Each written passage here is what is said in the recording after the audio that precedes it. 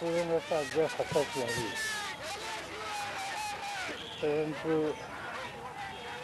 निवडणूक आयोगानं ऑफिशियली जे काय अनाउन्समेंट केलं त्या पाहता आणि मीडियाने जे काही जाहीर केलं त्याशिवाय राज्यातल्या काही जिल्ह्याची मी आणि माझ्या सहकाऱ्यांनी व्यक्तिगत संपर्क साधून सुसंवाद केला आहे.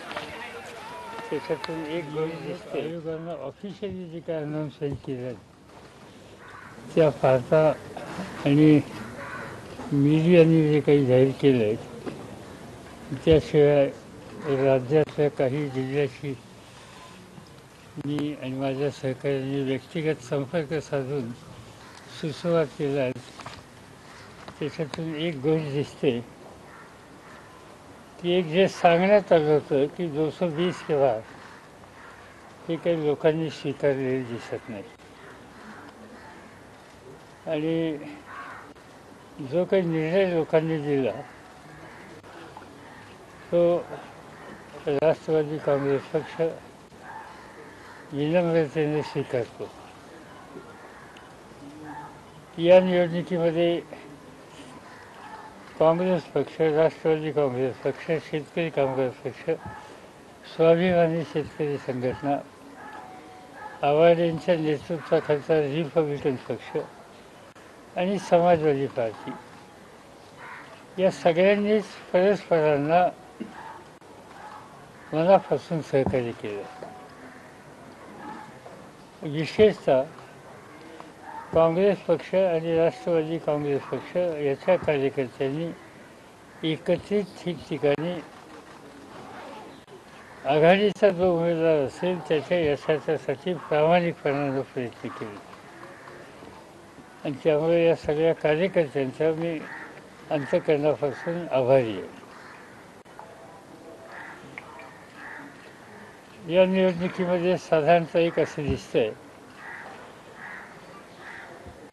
की लोकांना सत्तेचा उन्माद काही पसंत पडलेली दिसत नाही.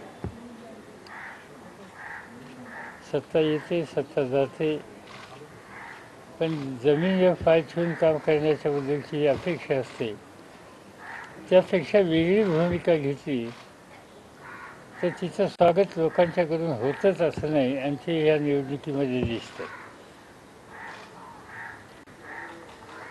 पण काही लोकांनी किती टोकाची मतं मांडावीत या संबंधीची सीमा आहे ती सीमासुद्धा ओलांडली होती.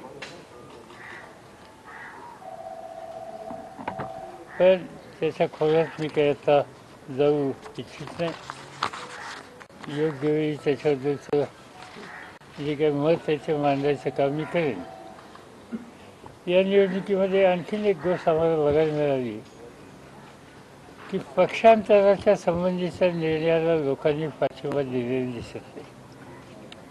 काही अपवाद जर सोडले तर जे पक्ष सोडून गेले आणि समोर जाऊन उभे राहिले यांच्याबद्दलचा लोकांचा निर्णय हा अनुकूल अशा प्रकारचा नव्हता. त्याची उदाहरणं देता येतील पण अजून कम्प्लीट पिक्चर आत्ता माझ्या हातामध्ये नाही आहे. पण प्रायमा फेसी असं दिसतंय की ज्यांनी पक्षांतर केली अशा लोकांच्या संबंधीची भूमिका जनतेनं एक निगेटिव्ह, विरोधी अशा पद्धतीने व्यक्त केलेली आहे. एकच लोकसभेची जागा होती आणि साहजिकच त्या जागेकडे सगळ्यांचंच लक्ष होतं. एक तर महाराष्ट्रामध्ये सातारच्या गादीबद्दल लोकांना आदर आहे, आम्हा सगळ्यांना आदर आहे, पण गादीची प्रतिष्ठा न ठेवण्याची भूमिका घेतली असेल तर लोक अशा व्यक्तींच्या संबंधीची काय भूमिका घेतात हे या निवडणुकीने स्पष्ट झालेले आहे. आणि श्रीनिवास पाटील हे एकेकाळचे संसदेचे 2 टर्मला सदस्य होते. एका राज्याचं राज्यपालपद ज्यांनी सांभाळलं होतं ज्याला प्रशासनाचा आणि संसदीय कामाचा अनुभव आहे अशा व्यक्तीला आम्ही त्या ठिकाणी पक्षाच्या वतीनं उभं केल्यावर सातारच्या जनतेनं चांगल्या मतानं त्यांना विजयी केलं. त्याबद्दल मी सातारकरांचा खास आभारी आहे. शक्य झालं तर उद्याच्याला मी माझ्या कार्यक्रमात बदल करून सातारला जाऊन श्रीनिवास पाटलांचं आणि तिथल्या जनतेचा आभार मानण्याचा प्रयत्न करणार आहे.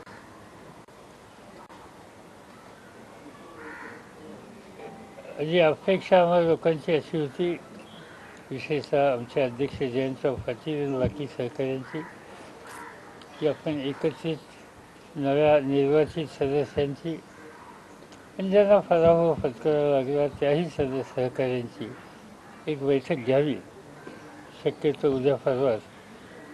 परंतु दिवाळी सुरू होते उद्या परवापासून आणि त्यामुळे अनेकांनी हे सांगितलं की दिवाळी झाल्याच्या नंतर पुढच्या दिवशी तुम्ही अशा प्रकारची बैठक घ्यावी. तर तशा प्रकारची बैठक ही आम्हा लोकांच्याकडून दिवाळीच्या नंतर तातडीने बोलवली जाईल. एक मित्र पक्षांच्या बरोबर पुन्हा एक बैठक करून पुढच्या कामाचा आराखडा ठरवला जाईल. 2 आणि या निवडणुकीचं जो काही एकंदर जनमत व्यक्त झालेले ते पाहता अधिक जोमानं पक्ष उभारणीच्यासाठी काळजी घेणं आणि राज्याच्या सर्व भागामध्ये जाऊन एक नव्या पिढीला बरोबर घेऊन नवीन नेतृत्व उभं करण्याच्या संबंधीचा प्रयत्न आम्ही या निवडणुकीच्या माध्यमातून केला. तो व्यापक प्रमाणावर करावा अशा प्रकारचा विचार आम्हा लोकांच्या मनात आहे आणि त्याची सुरुवात माझ्यापासूनच मी उद्या ह्या दिवाळीच्या मोकळं झाल्याच्या नंतर एक राज्य पातळीवर ठिकठिकाणी जाऊन या संबंधीची काळजी घेण्याची प्रक्रिया सुरू केली.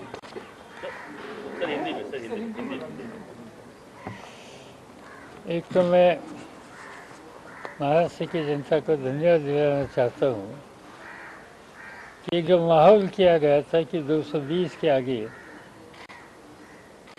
वहाँ तक जाने के बाद गवर्नमेंट की तरफ से रूलिंग पार्टी की तरफ से रखी गई थी, मगर इस चुनाव में कांग्रेस पार्टी, राष्ट्रवादी कांग्रेस पार्टी, समाजवादी पार्टी, स्वाभिमानी क्षेत्रीय संगठन, पीजेंट्स एंड वर्कर्स पार्टी और अन्य हमारे सहयोगियों ने मिलकर इस चुनाव का सामना करने की जो तैयारी की थी, उन्हें महाराष्ट्र की जनता की तरफ से हमें अच्छा सहयोग मिला है.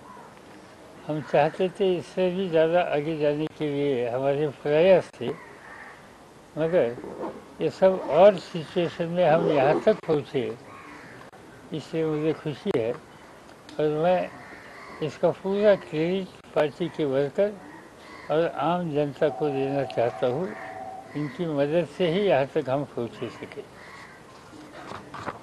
ये चुनाव में हमने ये देखा कि हुकूमत में जाने का मौका मिलता है, मगर हुकूमत में जाने के बाद अपने पैर ज़मीन पर रखकर समझदारी से बातें करना, समझदारी से अपनी नीति लोगों के सामने रखना, ये लोगों को पसंद आता है. मगर हमने ये देखा कि इस समय अपोजिशन के ऊपर एक तरह का पर्सनल अटैक करके एक गलत एटमॉस्फेयर तैयार करने के लिए कोशिश की, ये लोगों को पसंद नहीं पड़ा. तीसरी एक बात इस इलेक्शन में दिख रही है कि बड़े पैमाने पर पक्षांतर करने का जो प्रयास किए गए और ख़ास तौर पर रूलिंग पार्टी की तरफ से उनको इनकरेज किया गया, ऐसे प्रयास को लोगों ने स्वीकृत नहीं किया, सहयोग नहीं दिया. लोगों को ये पसंद नहीं आया और इसलिए ऐसे लोगों को ऐसे फोर्सेस को हराने के लिए लोगों ने कोशिश की। मुझे एक हमारे यहाँ लोकसभा की जगह खाली थी, वहाँ बाई इलेक्शन हुआ। सच बताओ तो वो जो सीट थी वो 17 की थी, और 17 छत्रपति शिवाजी महाराज की सीट थी, और इसलिए छत्रपति की सीट का एक सम्मान महाराष्ट्र के या देश के लोगों के मन में है, और वह हम हमेशा रखेंगे, रखना चाहते भी है। मगर जिन्हें लोगों ने चुन कर दिया था 4 महीने पहले, उन्होंने ही कोई रीज़न बताते बिना इस्तीफा देना और फिर लोगों के सामने चुनाव के लिए जाने की एक नौबत तैयार करना, इसका स्वीकार लोगों ने किया नहीं, और इसलिए श्रीनिवास पाटिल भारी अच्छे वोटों से चुनकर वहाँ आ गए। मैं सातार की जनता को धन्यवाद दिलाना चाहता हूँ कि उन्होंने प्रजातंत्र में कोई गलत रास्ते पर जाने की बात कोई करता हो तो उसका सम्मान लोगों ने किया नहीं, और एक अलग तरह का डिसीजन इस चुनाव में दे दिया।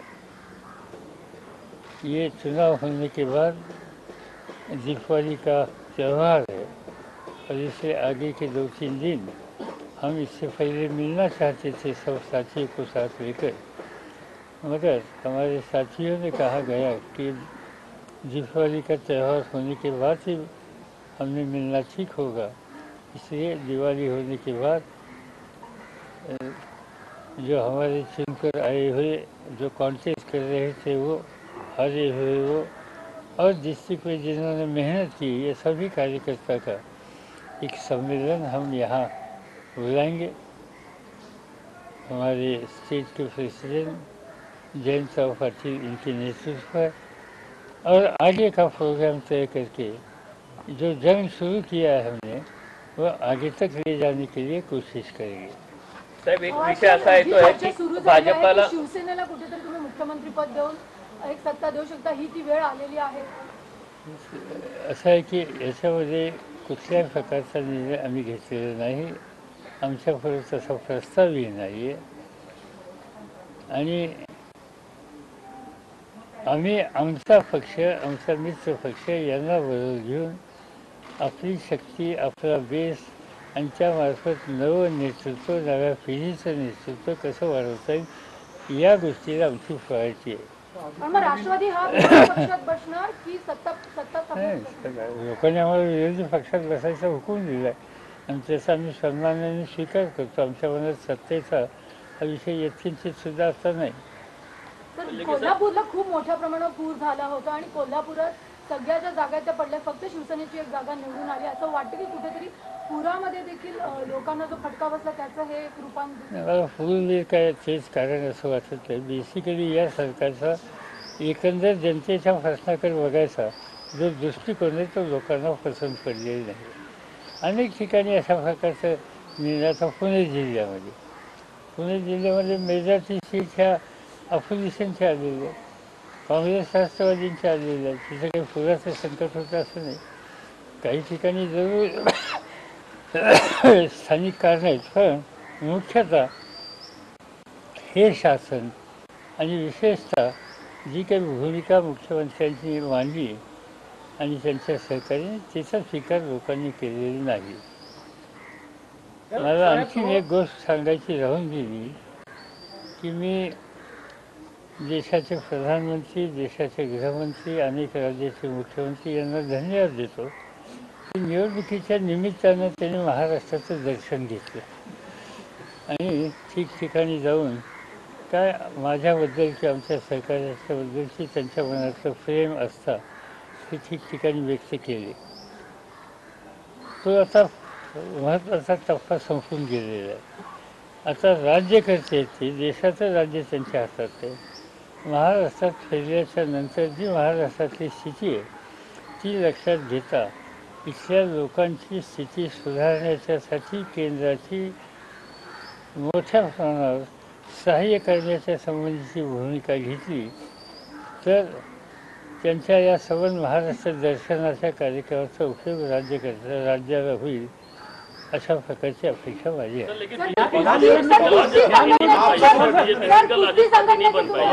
बीजेपी सिंगल लार्जेस्ट पार्टी नहीं बन पाई, इसलिए तमाम कांग्रेस के भी लोग और आपके तमाम लोग कह रहे हैं कि इस बार हम चाह रहे हैं बीजेपी सत्ता से दूर है, उसे कुछ भी कर सकते हैं. क्या लगता है शिवसेना से हाथ मिलाना सही रहेगा? इस बार मौका अच्छा है. हम तो नहीं करेंगे, हम एनसीपी और कांग्रेस और हमारे जो साथी हम सब मिलकर तय करेंगे आगे की नीति, आगे का प्रोग्राम. तो कोई एक अकेले पार्टी बनाने से तैयार नहीं कर सकती और दूसरी इनके साथ जाने जो आप कहते हैं ये विचारधारा, ये प्रोग्राम हमारे सामने नहीं है. या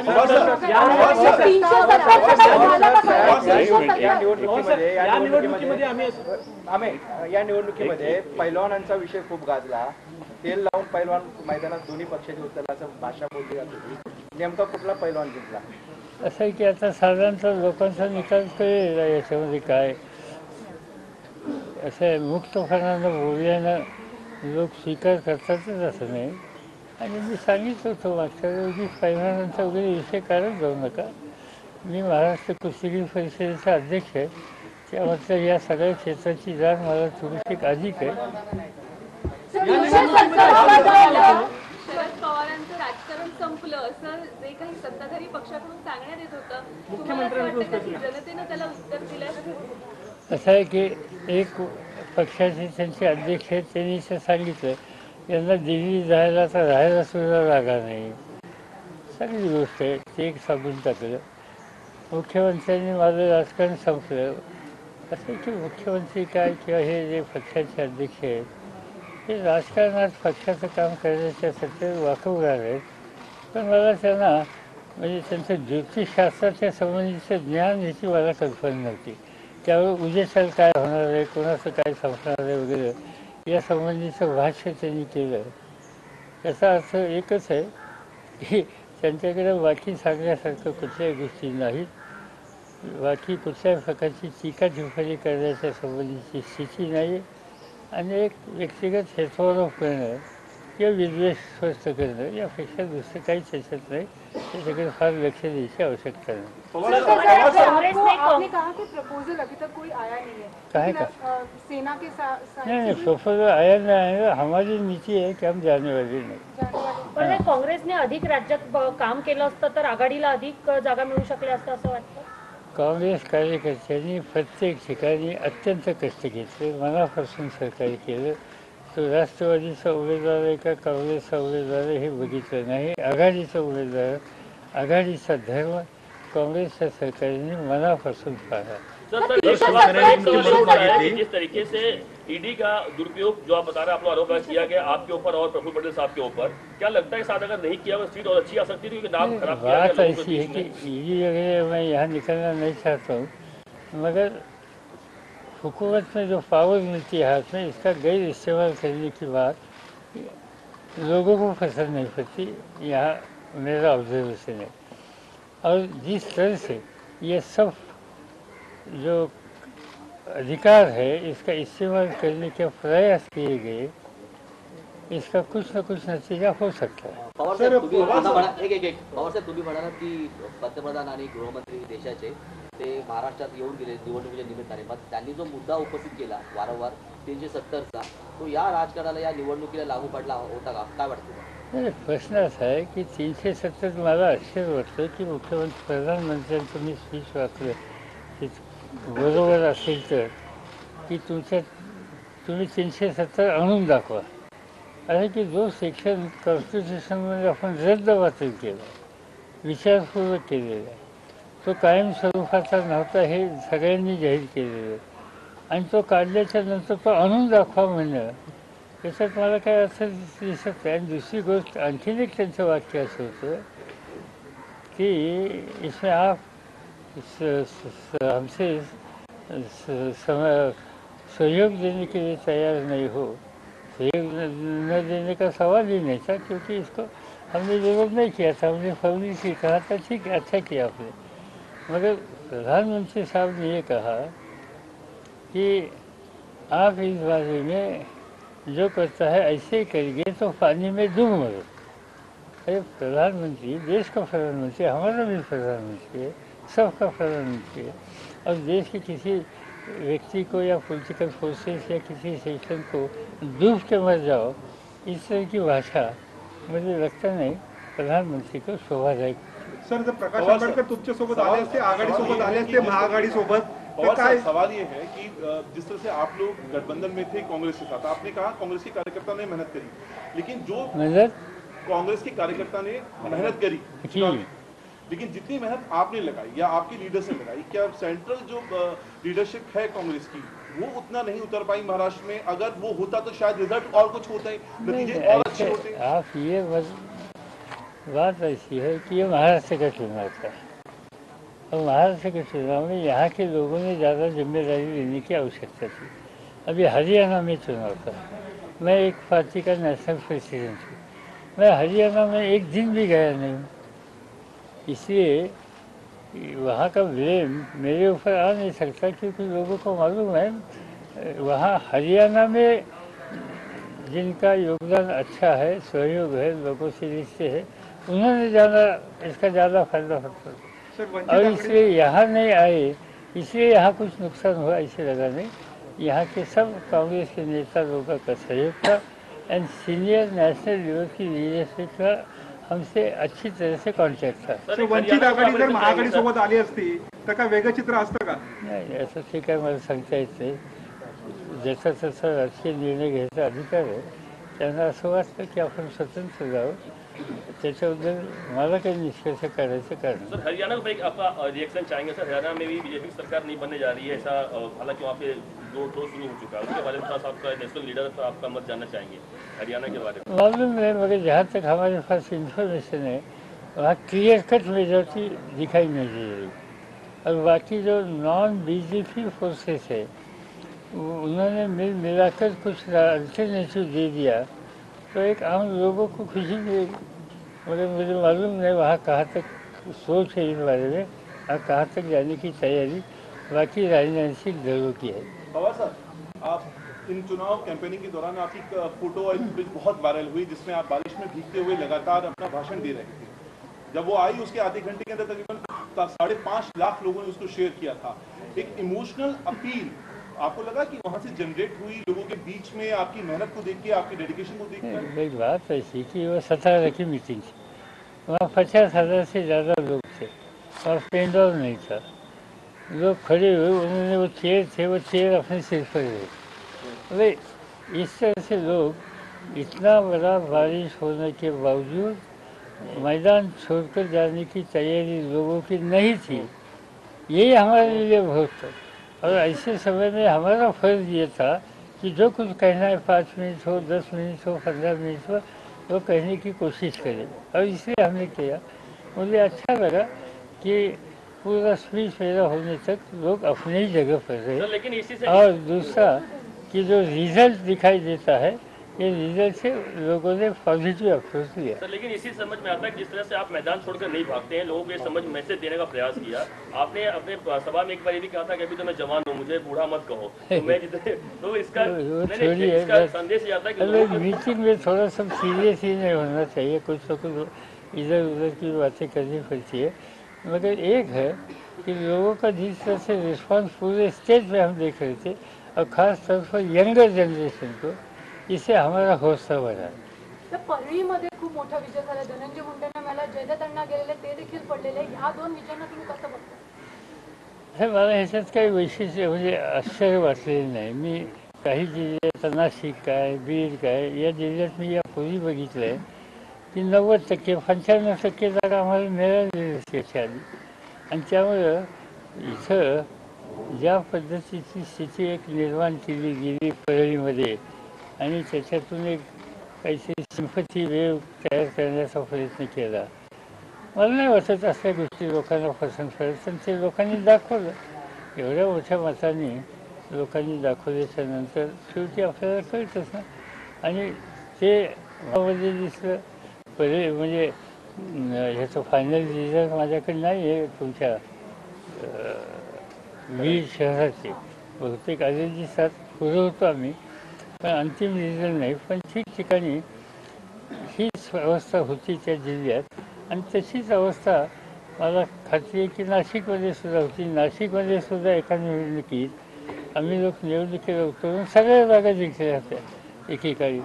तर त्यामुळे काही जिल्ह्यांचं वैशिष्ट्य असं आहे की त्या ठिकाणी परिवर्तन करायचा लोकांनी निर्णय घेतला तर मग ते हात आखडता ठेवत नाहीत, मुक्तपणाने सपोर्ट करतात. असा सपोर्ट त्या ठिकाणी मिळाला. सर, ऐन निवडणुकीत प्रफुल्ल पटेल यांच्यावर आरोप झाले, ईडीची चौकशी झाली, या सर्व गोष्टींना कसं बदललं? निवडणुकीच्या आधी प्रश्न म्हणजे ह्याच केला की सत्तेचा गैरवापर याची उदाहरणं आहेत आणि अशी उदाहरणं आणि अशा पद्धतीचा सत्तेचा गैरवापर लोकांना आवडत नाही आणि त्याचे परिणाम शेवटी कुठे ना कुठे होत असतात.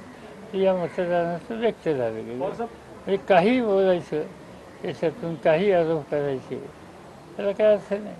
और सब केंद्रीय मंत्री रामदास आठवले साहब जो है उन्होंने एडमिट किया है कि कहीं ना कहीं इकोनॉमिक स्लो डाउन और जॉब लॉस जो है उनकी वजह से इस बार वोट जो है वो कम आए और वोटर टर्नआउट भी कम था. ये रामदास आठवले ने कहा मैंने देखा नहीं, मगर मुझे खुशी है क्योंकि कोई कविता सुनने से पहले कोई सीरियस बात उन्होंने कभी की, वो हमें ऐसा मौका कभी मिलता नहीं सुनने का. मैं उनको धन्यवाद दिलाना चाहता हूँ कि ग्राउंड लेवल सिचुएशन उन्होंने आपके सामने रखने का प्रयास किया. पवार साहेब, या निवडणुकीत असं दिसलं की राधाकृष्ण विखे पाटील जे विरोधी पक्ष होते ते उठून गेले होते. आता विरोधी पक्ष म्हणून किती ठाम भूमिका काँग्रेस आणि राष्ट्रवादी घेईल आणि कशा पद्धतीने नेते राहतील याची काळजी? सांगून आमचा प्रोग्राम मी सांगितलं दिवाळीच्या नंतर आम्ही बसून सगळा आमचा कार्यक्रम आखून तो देऊ तुमच्या पुढे. तुम्ही काही काळजी करू नका, मी तुम्हाला कामाला लावू. आपने कहा था कि युवा बहुत नाराज चल रहे थे बीजेपी सेना से और युवा ने आके एनसीपी कांग्रेस